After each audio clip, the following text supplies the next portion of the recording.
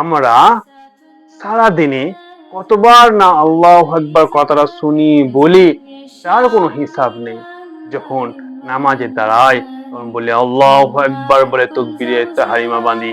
যখন রুকুতে যাই তখন আল্লাহু আকবার বলে রুকুতে যাই। যখন সিজদায় যাই তখন আল্লাহু আকবার বলে সিজদায় যাই।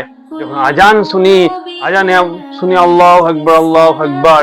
যখন ইকামত শুনি তখন শুনি আল্লাহু আকবার আল্লাহু আকবার। কিন্তু এই আল্লাহু আকবার কথার অর্থ কি আমাদের জানা আছে?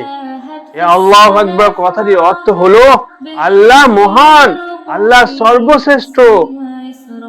এই আল্লাহু আকবার কথাটা বলতে চাই লা মাকসুদ ইল্লাল্লাহ, আমার লক্ষ্য উদ্দেশ্য একমাত্র আল্লাহকে রাজি খুশি করা।